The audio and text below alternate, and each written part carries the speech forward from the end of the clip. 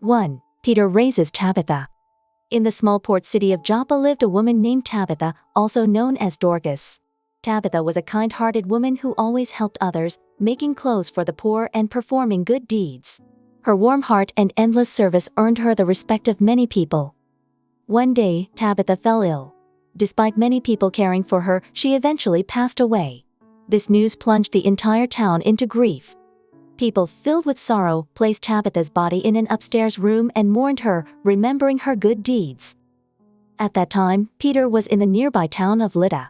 Hearing the news of Tabitha's death, the people of Joppa sent for Peter, urgently requesting him to come to Joppa. Peter immediately accepted the request. Upon hearing about Tabitha's good deeds and the love people had for her, Peter headed to the grief-stricken Joppa. When Peter arrived, many people were talking about the clothes Tabitha had made and her good deeds while weeping. They led Peter to the upstairs room where Tabitha's body lay. They told Peter how good a person Tabitha was and how much she had helped others. Moved deeply by Tabitha's good deeds and the people's sorrow, Peter asked everyone to leave the room. He knelt and prayed fervently to God. Then he approached Tabitha and said, "Tabitha, get up." An incredible thing happened. Tabitha opened her eyes and looked at Peter. She slowly sat up. Peter took her hand and helped her to her feet. The people, witnessing this unbelievable miracle, shouted for joy. The news of Tabitha's resurrection quickly spread throughout Joppa and the surrounding areas. Tabitha's return to life brought even greater joy to those who loved and respected her. Her resurrection became a testament to many people's faith and demonstrated God's power through Peter. Because of this, many people came to believe in Jesus. Tabitha resumed her daily life, performing even more good deeds than before. Her story continues to inspire hope and courage in many people today. The miracle performed through Peter reminds us of the power of faith and prayer. 2. Paul raises Eutychus. While traveling through many cities to spread God's word, Paul visited the city of Troas. Many people gathered upon hearing of Paul's arrival. The house was packed with people eager to hear Paul's sermon. That night was special because Paul had to leave the next morning, so he continued preaching late into the night. The upper room of the house was filled with many lamps, and the heat was intense. Although people were deeply engrossed in Paul's sermon, time passed, and the night grew late. Some began to nod off, unable to resist their drowsiness. Among them was a young man named Eutychus, sitting by the window in the upper room. As the night grew deeper and Paul's sermon continued, Eutychus could no longer fight his sleep and dozed off. Eventually, he fell into a deep sleep and fell out of the window. The house was 3 stories high, and Eutychus fell to the ground, dead. People were shocked and rushed to Eutychus. Confirming that he was dead, they were filled with sorrow. Paul, hearing the news, quickly went downstairs. Pushing through the crowd, Paul leaned over Eutychus's body. He prayed fervently to God and said, "Don't be alarmed. He is alive." The people watched Paul in disbelief. Miraculously, Eutychus slowly opened his eyes and began to breathe. He was alive. The people shouted with joy and excitement. They went back into the house with Paul. Paul resumed his sermon as if nothing had happened, and the people listened until dawn, giving thanks for God's incredible miracle. Eutychus's resurrection deeply moved and inspired everyone present. Witnessing God's miracles through Paul, their faith was strengthened. After being revived, Eutychus became even more dedicated to spreading God's word with Paul. 3. Saints resurrected in Jerusalem. The story begins on the day Jesus was crucified in Jerusalem. The entire city was shrouded in darkness, the ground shook, and the temple veil was torn from top to bottom. At that moment, an unbelievable miracle began to unfold in Jerusalem. When Jesus breathed his last, a great earthquake occurred. This was not just a natural phenomenon, it was God announcing the death of his Son and signaling the beginning of a new era. Due to the earthquake, tombs were opened. Near Jerusalem, the graves were opened, revealing the bodies of saints who had died long ago. But it was not just the tombs opening, these saints were resurrected. These resurrected saints did not merely come back to life but received entirely new life. They entered Jerusalem and appeared to many people. The townspeople were filled with fear and astonishment. These saints only entered the city and appeared to people after Jesus' resurrection. They walked the streets of Jerusalem, spoke, and testified to God's great power. Imagine an old woman who had lost her husband long ago, struggling to live alone. One day, she saw her husband suddenly alive and standing at her doorstep. Initially doubting her eyes, she realized it was indeed her husband. The resurrected husband embraced her and spoke about the miracle God had performed. The woman, moved to tears, went out into Jerusalem with him to testify to God's power. In another instance, a young boy who had never met his grandfather met him on the streets of Jerusalem. The resurrected grandfather approached the boy with a smile, saying, "I am your grandfather. God has raised me up." The boy, filled with surprise and joy, walked through the city with his grandfather. The resurrected saints shared their incredible experiences, announcing the new era brought by Jesus' death and resurrection. Their stories assured people of Jesus' divinity and confirmed that he was indeed the Messiah.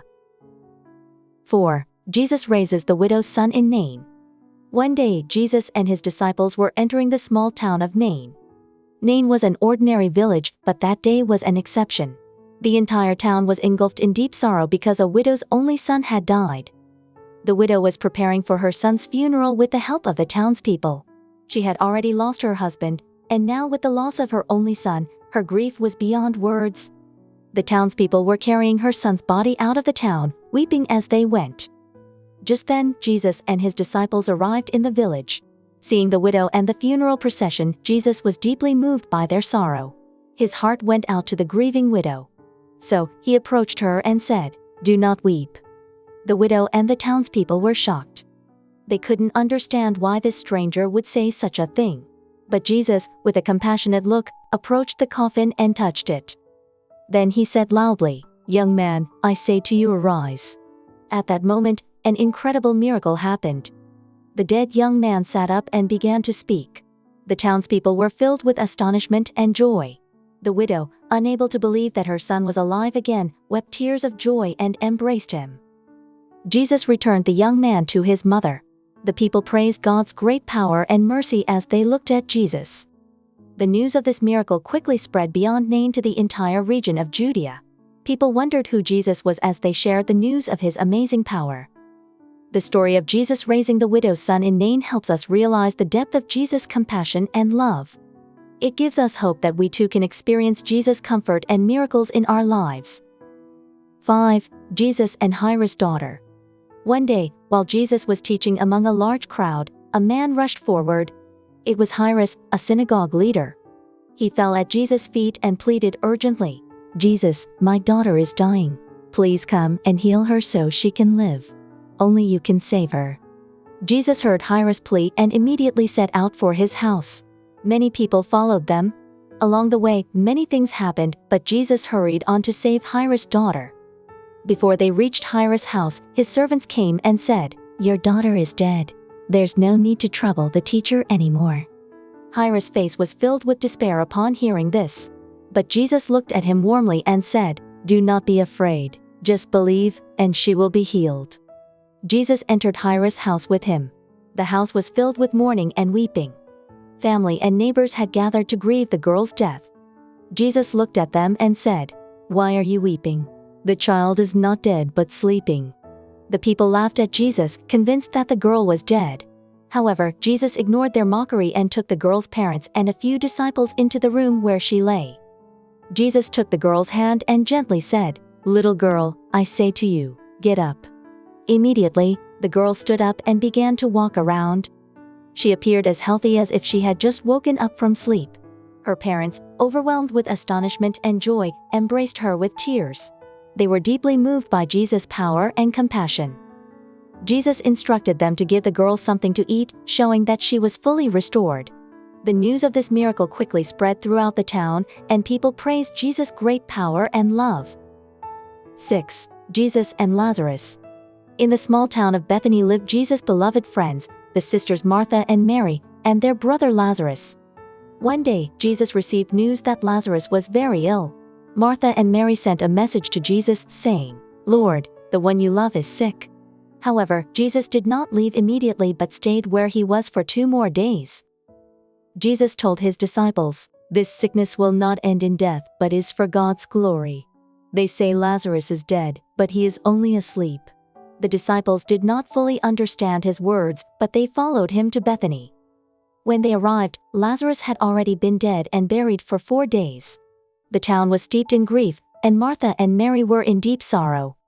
Martha went to meet Jesus, weeping, and said, "Lord, if you had been here, my brother would not have died."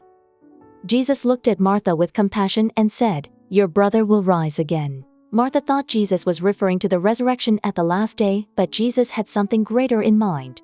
Jesus said to her, "I am the resurrection and the life. He who believes in me will live, even though he dies, and whoever lives and believes in me will never die. Do you believe this?" Martha confessed her faith, saying, "Yes, Lord. I believe that you are the Christ, the Son of God, who was to come into the world." Then Jesus called for Mary and went to Lazarus' tomb. Mary was weeping, and many people were comforting her. Jesus, deeply moved, also wept. The people said, "See how he loved him." Jesus, standing before the tomb, commanded, "Take away the stone." Martha objected, "But Lord, by this time there is a bad odor, for he has been there 4 days." Jesus said to her, "Did I not tell you that if you believed, you would see the glory of God?" So they took away the stone. Jesus looked up and prayed, "Father, I thank you that you have heard me. I knew that you always hear me, but I said this for the benefit of the people standing here, that they may believe that you sent me." Then Jesus called out in a loud voice, "Lazarus, come out." To everyone's amazement, Lazarus came out of the tomb. His hands and feet were wrapped with strips of linen, and a cloth was around his face. Jesus said, "Take off the grave clothes and let him go." The people, filled with astonishment and joy, unwrapped Lazarus. He was fully restored and returned to his family and friends. This miracle was a powerful testament to Jesus' divinity and demonstrated that he had authority over life and death. 7. Elijah and the widow's son. Elijah was one of Israel's greatest prophets. During his time, the whole country experienced a severe drought. In a situation where there was no food or water, God sent Elijah to a special place. That place was a small village called Zarephath, where he met a widow. When Elijah arrived in Zarephath, the widow was making a small piece of bread with the last bit of flour and oil she had. She was preparing to eat this bread with her son and then prepare to die. But Elijah said to her, "Do not fear. First, make a small piece of bread for me. Then God will make sure that your flour and oil do not run out." Although it was hard to believe, the widow followed Elijah's words. Miraculously, the flour and oil did not run out.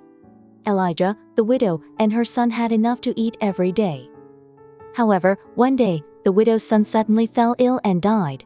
The widow, in despair, ran to Elijah and said, "Why has this happened? I accepted you because I thought you would save us. But why has my son been taken from me?" Elijah, deeply saddened, did not lose hope.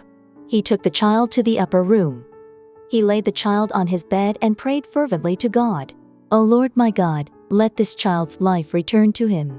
Heal this widow's sorrow." Elijah prayed and stretched himself out on the child 3 times. Then a miracle happened. The child started to breathe. Elijah, filled with joy, brought the child back to his mother. "See, your son is alive." The widow, with tears streaming down her face, embraced her son. Through Elijah, she had experienced God's power and love. This story shows us the power of faith and prayer, and God's infinite mercy. God is with us in every moment of our lives and listens to our prayers. 8. Elisha raises the Shunammite woman's son. Elisha was a respected prophet in Israel. One day, he was passing through a village called Shun, where he met a kind woman. She invited Elisha to her home for a meal, and over time, she began to treat him like family. The Shunammite woman said to her husband, "This man is a holy man of God. Let's prepare a room for him on our roof, so he can stay whenever he visits." Thus, a small room was made for Elisha, complete with a bed, table, chair, and lamp. Elisha was deeply moved by this kindness. One day, Elisha asked the woman, "What can I do for you? I want to thank you for your kindness." The woman replied, "I live peacefully here and need nothing in particular." However, Elisha's servant Gehazi said to Elisha, "Master, this woman has no son, and her husband is old." Elisha called the woman and said, "Next year at this time, you will hold a son in your arms." The Shunammite woman, finding it hard to believe, said, "No, please do not mislead me." But Elisha's prophecy came true. The following year, the woman bore a son. As time passed, the boy grew healthy and strong. However, one day, while he was with his father in the field, he suddenly cried out that his head hurt and collapsed. The father carried him to his mother, and she held him on her lap until he died. In deep sorrow, the woman immediately prepared a donkey and went to find Elisha. Upon meeting him, she fell at his feet, weeping. "Why has this happened? I trusted you, and you gave me a son, but now he is gone." Elisha instructed Gehazi to take his staff and lay it on the boy, but the child did not wake up. When Elisha arrived, he went into the room where the child lay. He closed the door and prayed fervently to God. Elisha lay on the child, eyes to eyes, mouth to mouth, and hands to hands. Soon, the child's body began to warm. Elisha prayed again and lay on the child once more. Then a miracle happened. The child sneezed 7 times and opened his eyes. Elisha, overjoyed, called for the woman. "Your son is alive." The woman, tears flowing, embraced her child. It was a moment of experiencing God's power through Elisha's prayer and faith. This story shows the power of faith and prayer, and that God is deeply involved in our lives, performing miracles even in despair. 9. The man raised from Elisha's tomb. The great prophet Elisha performed many miracles during his life, but even after his death, an incredible miracle occurred, showing that God's power continues to work. After Elisha died, his tomb became well known and respected by the people who remembered his miraculous life. However, no one expected another miracle from that tomb. One day, Israel faced a great crisis as the Moabites began to invade. In the midst of the chaos, a funeral procession was taking place. The mourners were carrying a man's body when they heard the approaching Moabite army. In their fear, the mourners decided to flee quickly, but carrying the body slowed them down. So they decided to throw the body into the nearest tomb, which happened to be Elisha's. As soon as the body touched Elisha's bones, an incredible miracle occurred. The dead man came to life. He opened his eyes, took a deep breath, and stood up. The mourners, filled with shock and joy, stopped fleeing and returned to witness the miracle. The man, bewildered, tried to understand the situation. He didn't know why he had been in a tomb or how he had come back to life. The people explained that his body had touched Elisha's bones, and it was a miraculous act of God. The story spread throughout the village, and people once again realized the infinite power of God and the greatness of Elisha. Though Elisha was dead, God's power continued to live, providing comfort and hope to the people, who gave thanks and praise to God. These stories of 9 individuals who were brought back to life in the Bible reveal the incredible power and love of God. The miracles performed by Elijah, Elisha, Jesus, and the apostles show us that life can be restored even in the midst of death, and hope can be found in despair. These stories are not just miracles of the past, they also teach us important lessons for today. Even in our lives, we may face difficulties and despair, but God is always with us and ready to perform miracles. Our faith and prayers can call upon God's power, and His love and mercy are infinite. The stories of resurrection remind us of life and hope. The greatest miracle Jesus performed for us, His death on the cross and resurrection, promises us eternal life and hope. Through these incredible miracles, we can draw closer to God. Remember, God is alive today and capable of performing miracles in our lives. Let us live with firm faith, trusting in His love and power. Thank you.